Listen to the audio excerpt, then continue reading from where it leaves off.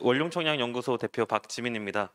여러분들께 오늘 제가 준비한 거는 금융시장과는 붙어 있는 것처럼도 보이지만 또 떨어져 있기도 하고 아파트 시장 중에서도 청약과 분양권에 대해서 준비를 해봤습니다.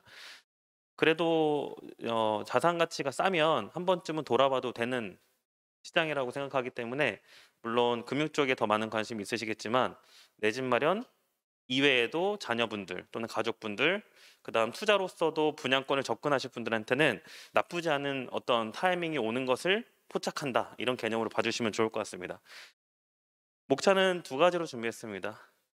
분양가 상한제 개편된 상황인데 그 이후 영향에 지금 어떤 후폭풍이 왔을지 아니면 그냥 잠잠하게 지나갈지 볼 거고요. 두 번째는 미분양 관심 있는 분들이 되게 많습니다. 특히 부동산 기사 어떤 타이틀 중에도 미분양의 타이틀이 굉장히 주목을 받고 있는데 미분양이 왜 나는가? 그리고 왜 나는지는 다 아실 거고 어떤 지역에서 미분양인가? 전체적으로 미분양이 쌓였는가? 지역적으로 차이가 있는가 하면서 보면서 미분양 도시를 공략하는 방법도 말씀을 드리게 될 것 같습니다.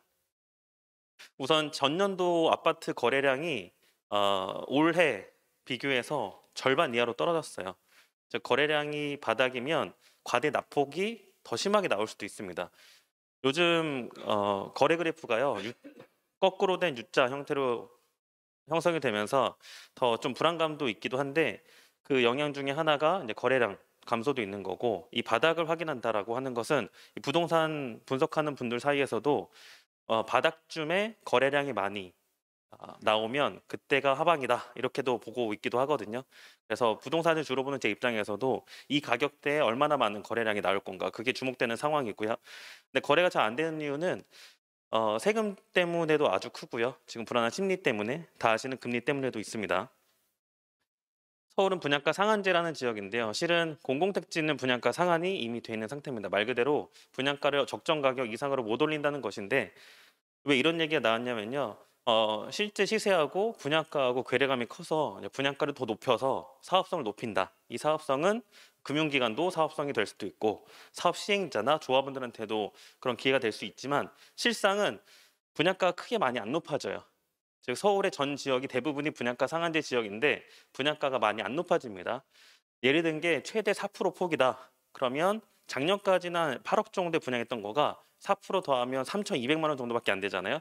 그러니까 큰 대세에는 지장이 없다. 지금 가장 뜨거운 감자가 둔촌주공입니다. 둔촌주공이 PF 성공하면서 뭔가 다시 재개가 되고 유치권이 없어지고 등등 되는데 이 상황에서 분양가가 약 12억에서 13억 정도, 전용 면적 84제곱, 34평이 그 정도 예상되고 있어요. 지금 아파트 가격이 많이 떨어짐에도 불구하고 둔촌주공이 34평 13억대 나온다라고 했을 때는 굉장히 싼 가격이거든요. 지금에서도 적어도 시세 차익을 5억에서 7억 이상은 볼 수 있다라는 게 현재 상황이라서 그게 왜 그러냐? 분양가 상한제를 적용받아서 그렇습니다. 만약에 분양가 상한제 적용이 아니라고 하면 송파 헬리오시티 20억에 가까운 분양가로 나올 수도 있겠죠. 그런 식으로 서울 분양은 이 상한선을 정해놨기 때문에 현재는 청약 대기자들도 아주 많은 상황입니다. 그러니까 시장이 안 좋으니까 더 저렴한 분양가로 분양받을까 아니면 금매를 살까 이게 부동산 시장 참여자들의 심리입니다. 지역별 분양 키워드인데요. 여러분들이 서울에서만 거주하시는 것도 아니고 특히 가족분들은 지방분들도 많으시기 때문에 오늘 시간은요. 좀 교양 차원에서 저 지역은 얼마나 분양이 될까? 또 이슈가 뭐가 있을까? 한번 하나씩 키워드로 보도록 할게요. 서울은 일단 9억이 중요합니다. 왜냐하면 분양가 9억이 안 넘어야지 중도금 대출이 나와요. 분양가 10억이면 중도금 60%를 다 내 돈으로 내야 됩니다. 그래서 분양가 9억 이하 이슈가 청약자가 얼마나 몰릴까에 중요한 이슈입니다. 그다음에 서울에서는 분양도 많이 없고 분양이 나오면 싸니까 아주 높은 스펙자들만 청약 당첨이 돼서 이 사람들은 경기도나 인천으로 피신을 합니다. 어떤 피신이냐면 서울 거주 시민이 인천이나 평택 신도시 같은 데 청약을 합니다. 네, 그렇게 해서 좀 이탈수요들이 많은 게 서울시장이에요. 전국에 있는 청약 통장 개수가 2,800만 개가 되고요. 그 중에서 서울의 1순위 통장이라고 불리는 통장이 400만 개 이상입니다. 네, 400만 개 이상인데 실제 매년 일반 분양 풀리는 것들은 5천 세대가 채 안 돼요. 그러니까 굉장히 작은 숫자다 보니까 서울에서는 낮은 분양가에 경쟁이 엄청나게 심할 수밖에 없다. 이게 포인트입니다. 경기는요. 저도 지금 수원 광교에 살고 있는데 수원에서 청약받기 굉장히 쉽습니다. 의왕에서도 쉽고요. 안양에서도 쉬워요. 과천은 어렵고요. 서울과 과천을 제외한 나머지 동네에서는 분양을 받기가 굉장히 쉽습니다. 그게 청약 용어에서는 당해라고 하고요. 당해 지역의 거주자는 경기 지역에서는 당첨되기 무지 쉽다. 왜냐하면 분양가도 9억이 안 넘을 뿐더러 가점이 낮아도 경쟁률이 낮기 때문에 추첨으로도 당첨 가능성이 매우 높습니다. 그다음 경기도에 신택지가 많잖아요. 2기 신도시, 3기 신도시. 공공 분양이든 민영 분양이든 사전 청약으로도 많이 공급을 하고요. 게다가 일부 지역은 분양권을 매매할 수 있는 투자성도 있기 때문에 경기 지역은 당첨도, 매매도 용이한 편이다. 이렇게 정리할게요. 그래서 송도는 좀 아쉬운 게 있습니다. 인천을 포함한 송도. 인천은요, 크게 세 개로 나눠지는데 송도 신도시, 검단 신도시, 그리고 그 외 구도심. 지금 인천 송도에서는 분양가가 34평 기준에서 9억이 넘어갔어요. 9억 넘어가면 서울의 비슷한 수준의 분양가인데 시세는 더 낮잖아요. 그러니까 송도에서 이후 분양 나오면 성적이 별로 안 좋게 되는 건 당연히 예상이 되고요. 그다음 검단은 분양가가 4억대 초반에서 지금 5억을 터치했어요. 1년 동안 거의 분양가가 1억 정도 올랐기 때문에 높아진 시세에 약간 금매가 그다음에 분양가는 올라간다. 그러면 만나는 지점이 현재라서 검단을 분양받을까 말까도 입지에 따라서 큰 차이가 보입니다. 그 외에 이제 인천 구도심은요. 지난 4년 동안 분양가가 3억에서 6억이 됐어요. 더블이 됐습니다. 지난 4년 동안. 여러 가지가 이유가 있겠죠. 시세도 상승하고 건축비, 조성비도 상승했기 때문에 그래서 같은 6억이면 당연히 검단 신도시로 몰리는 수요도 많고요. 그럼 6억이냐 9억이냐에 따라서 송도냐 검단이냐 이런 식의 판단도 인천을 청약할 때 포인트입니다. 그다음 부산은요. 지금 에코델타 시티라고 부산의 가장 서쪽에 있는 게 강서구인데 강서구 내에서 송도 같은 부지를 분양합니다. 부산도 신택지가 거기가 거의 의뢰하다시피 하는 거고요. 그다음 구도심에서 분양을 하는 거나 에코델타 시티라고 강서구에 있는 거 분양하는 거나 이렇게 양분되기도 합니다. 특히 이번에 9월 26일 기준에서 조정 대상 지역이 해제가 됐는데 부동산에서는 조정 해제의 의미가 엄청 커요. 특히 청약에서는요. 뭐가 크냐면 세대 주만 청약을 했던 거에서 세대 원도 청약이 됩니다. 그러니까 자녀가 둘 있는 부부가 계시다고 하면 온 가족 4명 청약이 가능한 지역이 현재 부산이다. 왜냐하면 세종을 제외한 지방 모든 도시가 조정 해제로 되었기 때문에 부산도 그렇게 큰 도시면서 돈 되는 지역인데 세대 청약이 가능하네. 또 하나는 1주택 이상, 2주택 이상자, 다주택자도 청약이 됩니다. 그런 것들이 청약 수요를 더 불러일으키는 효과를 나오긴 하는데 실은 지금 입장에서는 한 6개월 전부터 조정 해제를 해줬으면 어떠냐. 그럼 부동산 이렇게 폭락 분위기는 아니었을 텐데 이런 아쉬움도 좀 있어요. 대구는 미분양으로 아주 유명합니다. 그래서 이따가 페이지를 보면 한 두세 페이지 할애해서 대구 얘기도 말씀드릴 텐데요. 중구, 동구, 남구, 달서구 이번에 수성구까지 미분양 관리 지역으로 편입이 됐어요. 그래서 대구의 미분양 수치가 경남, 경북에 어떤 안 좋은 견인 역할을 할지도 주목을 해야 됩니다. 이따가도 말씀드리겠지만 2년 전, 3년 전 분양가에 마피, 마이너스 프리미엄 난 것은 나쁘진 않습니다. 투자 포인트로. 그 이유도 말씀을 드릴 거예요. 대전은 참 조용합니다. 대전은 뭐냐면 분양가가 서울과 같이 8억, 9억, 10억 이렇게 넘어가는 게 아니라 웬만한 34평 가격이 5억대로 나옵니다. 그래서 시장이 별로 안 좋고 분위기 거래도 잘 안 되는데 5억에서 분양이 나오게 되면 거의 다 완판. 그래서 대전의 미분양 수치를 보면 거의 없어요, 미분양이. 이게 대전의 특징 중에 하나입니다. 거래는 안 되지만 미분양도 없다. 그다음 광주와 울산은 분양을 잘 안 해요. 그 지방 5대 광역시 중에 두 개인데 광주와 울산은 분양을 거의 안 해서 분양 일단 나오면 이제 청신호로 봅니다. 그 동네에 신규 아파트가 들어오면 분위기를 좀 바꿔요. 한 번 더 관심을 일으키고 그 옆 단지가 들썩들썩입니다. 그리고 강원도의 최대 도시인 원주, 그리고 춘천, 강릉, 송초는요 지금 분위기가 나쁘진 않아요. 특히 속초에 최근에 이제 호재 중에 하나가 춘천에서 속초까지 KTX 연결돼서 서울에서 접근성이 1시간 반 이상 단축됐다 이런 기사도 나오긴 했는데 어, 속초도 이제 2시간 이내로 서울에서는 도착할 수 있는 날이 곧 옵니다. 그다음 충북은 충청도에서 가장 큰 도시가 청주입니다. 그래서 충북의 어떤 데이터 지표는요, 거의 청주를 보시면 다 나오긴 합니다. 그다음 청주에서도 신도시급이 있어요. 오송이든 옥창이든 있고 그 외곽 지역에 동남지구나 테크노폴리스나 여러 가지 있습니다. 지금 청주 이슈도 하나 뭐냐면요.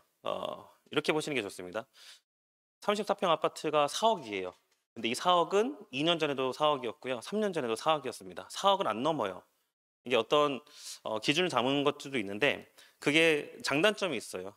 장점은 현재 세입자분들, 무주택자분들이 당첨되기는 너무 좋다. 네, 단점은 신규 분양가가 그렇게 싸다 보니까 기축 시장에 대한 매매가 좀 활성화되지 못한다. 분양가가 싸면 이런 장단점이 어우러져 있는 상황.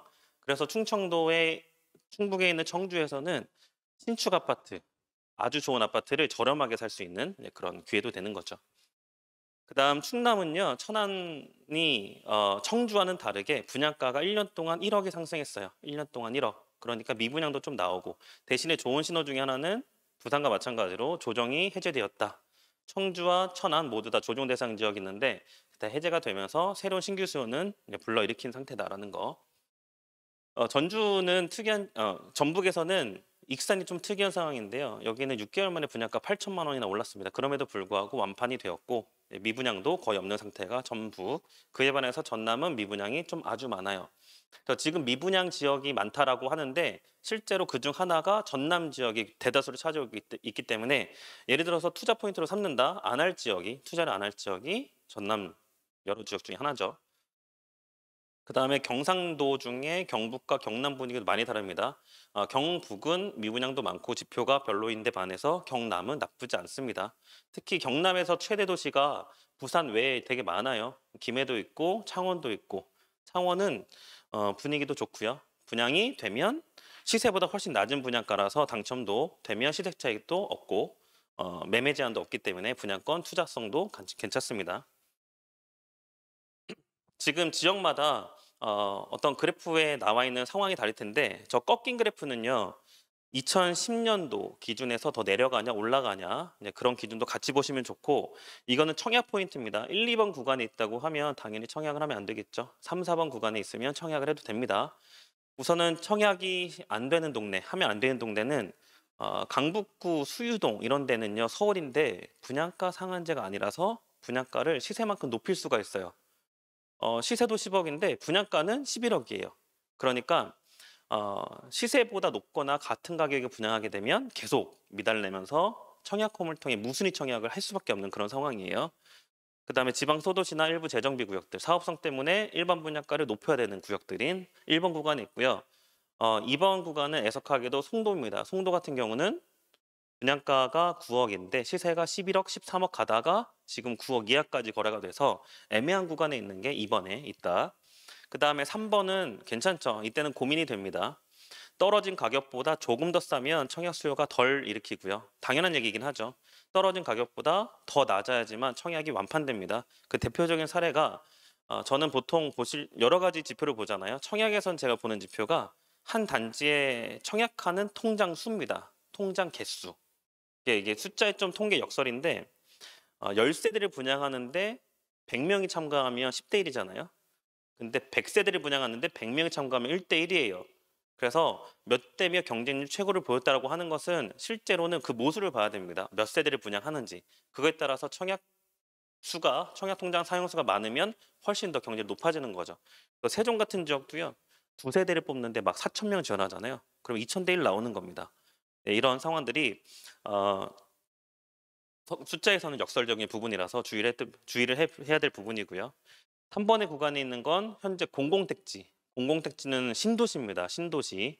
1기 신도시는 다 아시죠? 분당이든 일산이든. 2기 신도시는 판교도 있고 광교도 있고 동탄도 있고 현재 2기 신도시 중에서 분양을 하고 있는 동네가 어디냐? 인천 검단, 파주 운정, 평택 고덕, 오산 세교 이런 데예요. 그래서 신도시라고 붙이는 지역이 다 공공택지인데 저 공공택지가 상대적으로 싸다. 상대적으로 비싸다는 당연히 옆에 아파트랑 비교하면 되겠습니다. 현재도 어떤 가성비가 있는 지역은 어디냐면 검단 나쁘지 않고요. 평택 고덕 나쁘지 않습니다. 근데 시세와 분양가가 거의 붙어서 청약을 꺼려야 되는 동네도 있어요. 거기는 영종도, 인천의 영종도도 신도시인데요. 거기가 시세가 떨어졌는데 분양가 높아진 만나는 지역 중에 하나고요. 양주 신도시도 약간 불안불안하고 오산 세교도 마찬가지로 이런 구간이 있습니다. 잘 보시면 서울을 중심으로 두고 위로 가면요. 신도시가 양주 신도시 하나밖에 없어요. 의정부보다 더 위로 갑니다. 서쪽으로도 가면 서울을 기준해서 바로 왼쪽에 있는 그나마 왼쪽에 있는 검단, 좀 위로 가면 파주, 운정, 더 가면 송도, 더 가면 영종도예요. 그러니까 영종도 중심에서 떨어질수록 힘들다. 밑으로 가면요. 평택 바로 위에 세교가 있긴 하지만 세교보다는 평택이 더 파급력이 있기 때문에 상대적으로 세교는 좀 떨어진다. 이렇게 정리가 또 되기도 합니다. 실제로 왜냐하면 매주 금요일에 청약홈에 모집 공고가 떠요. 그걸 보는데요. 오산 세교지구가 지난주 금요일 날 모집 공고가 나왔거든요. 그걸 보니까 분양가는 높아졌네. 근데 입지는 별로고 좀 허리 쪽에 있어서 메인 어떤 상업지하가도 좀 떨어져 있네. 그럼 분양가는 높아졌어요. 그럼 당연히 과거보다는 경쟁률도 낮고 미분양이 나올 수도 있다. 이렇게 예측을 하는 겁니다. 그에 반해서 4번의 지역은 너무 좋아요. 너무. 세종과 같은 지역이 그렇습니다. 세종은요 평당 1,100만 원에 분양을 해요. 1,000만 원에서 1,100만 원 왔다 갔다 하는데 40평이라도 4억 5천의 분양가입니다. 근데 시세가 14억까지 갔다가 10억을 떨어져도요. 이미 당첨받게 되면 2배 이상 오르는 지역이 세종이라서요. 특히 지금 같은 시기에도 분양가가 엄청 싸버리면 그냥 상관없이 완판, 그다음 청약 과열 몇백 대 일 나옵니다. 지난주에 청약을 했었던 지난주에 결과가 나왔던 부산의 양정 1구역이라고 있어요. 연산동 쪽에 있는데 그런 부산에 있는 아파트도 대표적인 사례 중에 하나입니다. 이거는 이제 가족분들이나 본인이나 아니면 지인분들이 청약할 때는 당연한 얘기지만 시세보다 훨씬 20% 이상 낮은 거에 청약을 해야지 지금 같은 시기에 가성비가 있다. 다음은 많이들 궁금해하실 미분양 통계를 볼 텐데요. 자, 왼쪽에 있는 구간은 2007년부터 현재 통계가 잡힌 시점부터 매월 미분양 수치를 도식한 건데요. 왼쪽에 있는 블랙 구간은 소위 말해 지난장이고 이번 장이라고 불리는 2013년도 14년도부터는요. 전국 미분양 통계가 저기 2019년도 6월달 점 찍은 거 보이시죠? 빨간 점. 미분양 정점을 찍고 엄청나게 감소했다가 올해 1월부터 증가세입니다. 증가세지만 그 과거 소위 말해 지난장에 비해서는 5분의 1에서 약 10분의 1 사이 정도에 이제 미쳐 있어요. 그러면 미분양을 이제 공포심을 주는 것도 괜찮은데요. 진짜 공포심을 불러일으키려면 전제가 있죠. 분양을 해야지 미분양이 쌓이는 겁니다. 그러면 모든 아파트가 1,000세대를 분양하고 20%씩 미분양이 나온다고 가정하면 200세대씩 뭔가 합쳐져야 돼요. 그래서 절대적인 분양 세대가 많아야 되고 그에 따라서 미계약이 나오는 집계가 쌓여야지만 과거와 같은 수치가 나옵니다. 한 달에 막 2만 세대, 5만 세대 때려서 하지 않는 이상은 미분양이 급격하게 쌓이진 않는다. 이게 포인트예요. 미분양 수치가 유의미라고 보려면 적어도 6개월은 더 가야 되지 않나. 그래서 저도 한 분기마다 한 번씩은 이런 미분양 수치를 확인하는 중입니다. 수도권과 지방을 나눠볼게요. 지금 수도권은요 파란색, 지방은 주황색입니다. 지금 보면 2019년도 하반기부터요. 원래 수도권은 많이 미분양이 없었고요. 지방에서가 많았다가 확 감소하죠. 이게 지방이 원래 태생부터 비규제 지역이었고 분양권 전매도 자유롭고 분양가도 쌌기 때문에 다주택자 투자성 수요가 많이 온 게 19년도부터여서 급격하게 줄어들었습니다. 저 때는 전 국민이 거의 분양권을 투자하는 분위기였어요. 그러다가 2020년도 6월달, 7월달 정책을 세게 내면서 법인을 종부세도, 취득세도, 양도세도 계속 중과를 시키면서 그때 잠잠해지고요.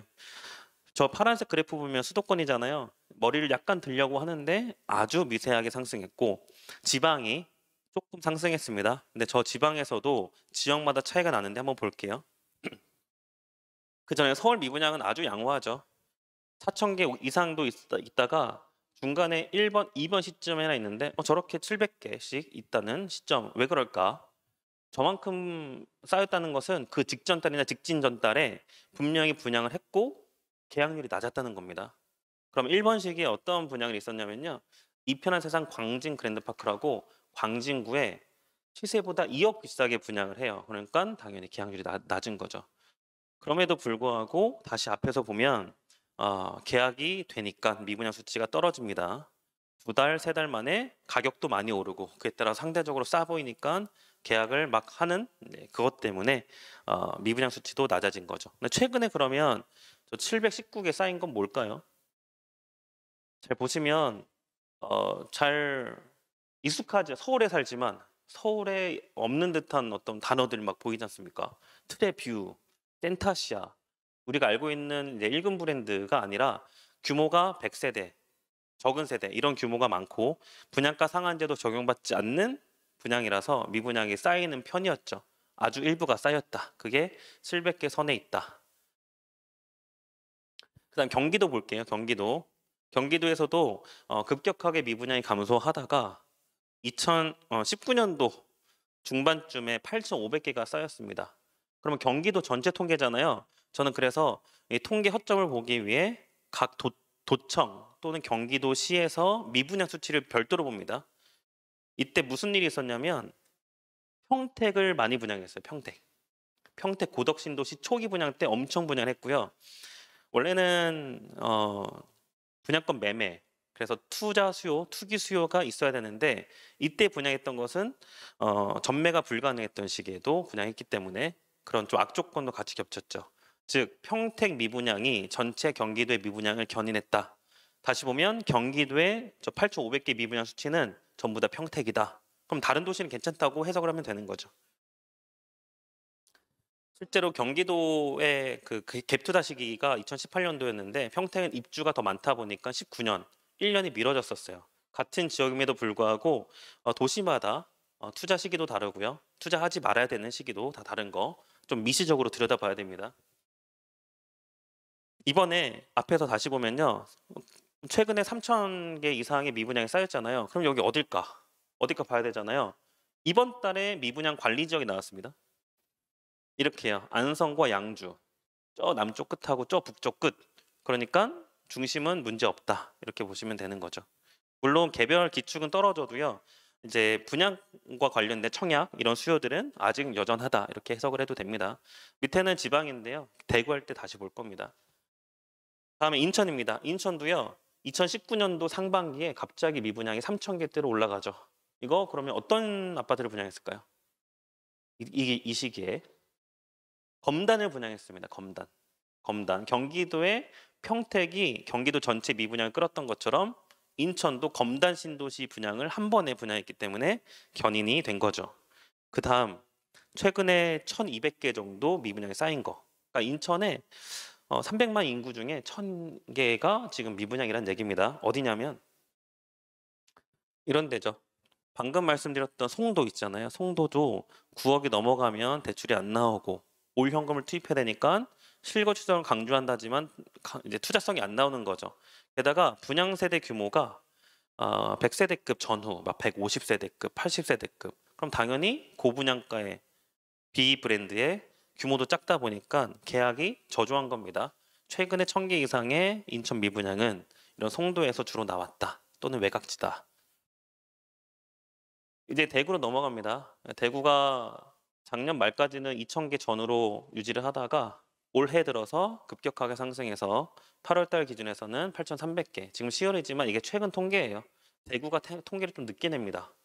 너무 이제 통계를 내기 시간이 더 필요한 걸 수도 있지만 다른 도시보다도 한 달 정도 좀 늦게 나는 편이에요.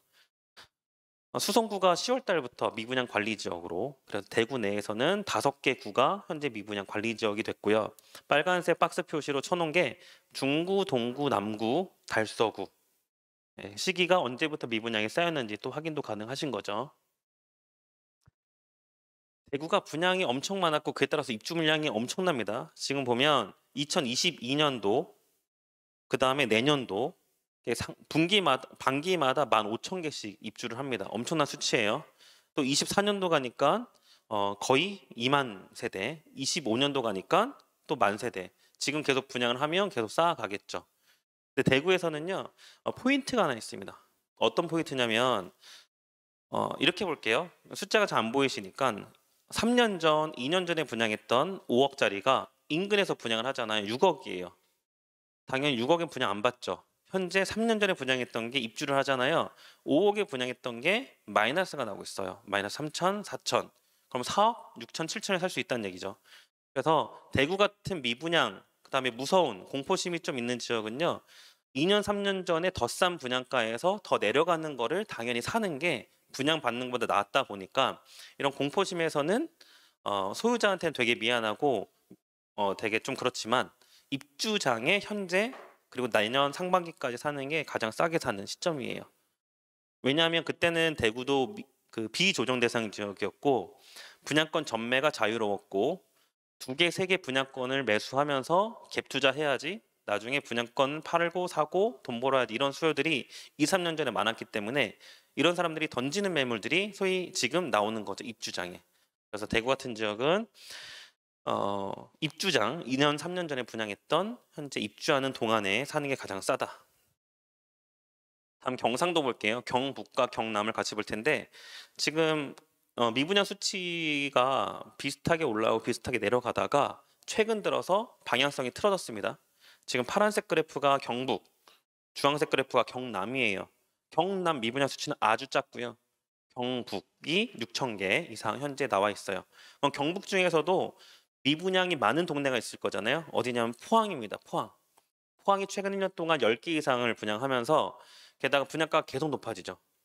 앞에 분상제 서울과 연동됩니다. 분양가 상한제 지역 걸린 데는 분양가를 못 높이지만 분양가 상한제 아닌 지역은 허그 고분양가를 넘어선 분양가도 좀 나오긴 해요. 즉 분양가 높아졌는데 그에 받쳐줄 수요가 없기 때문에 미분양이 쌓이고 있는 도시 중에 하나가 포항이다. 포항.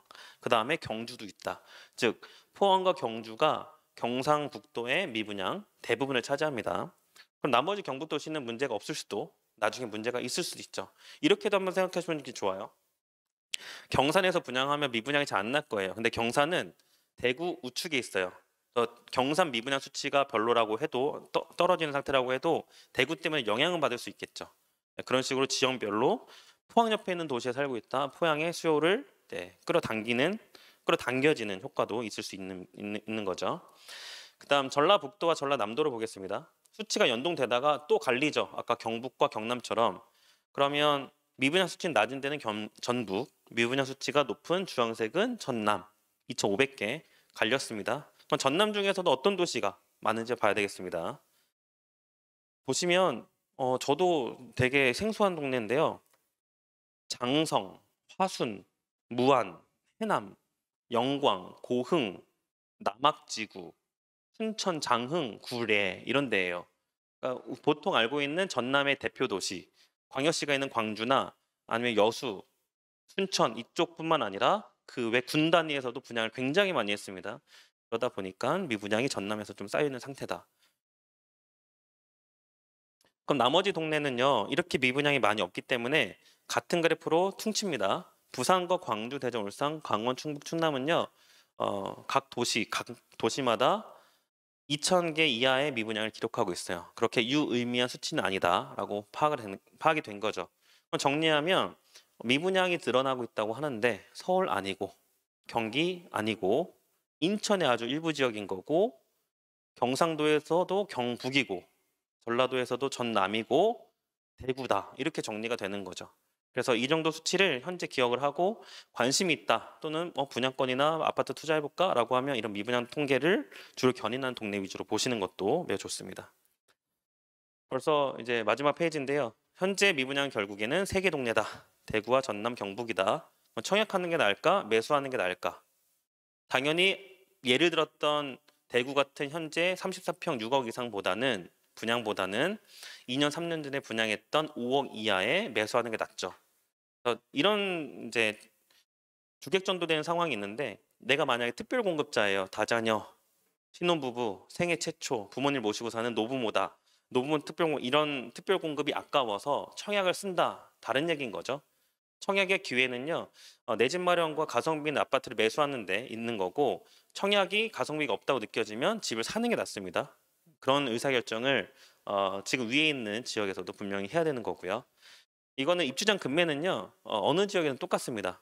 왜냐하면 세금과 투자 수익률하고도 아주 밀접한 관계가 있는데 주식 같은 경우는 언제 매도하든 세금이 거의 똑같죠.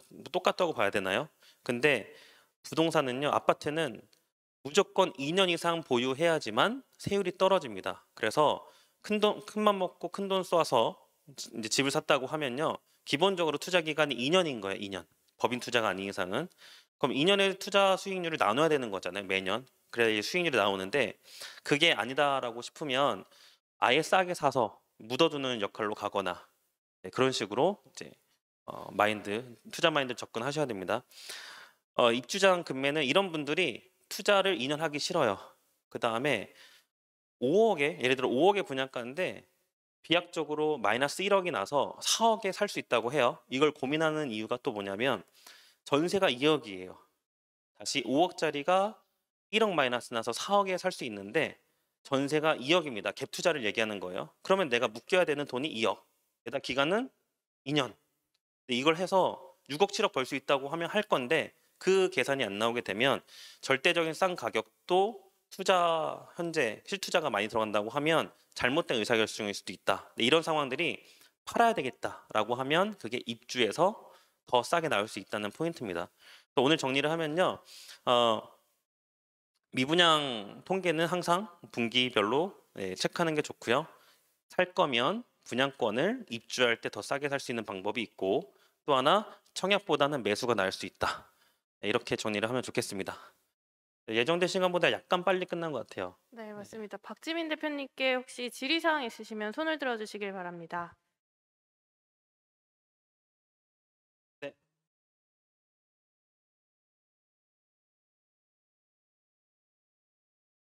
네.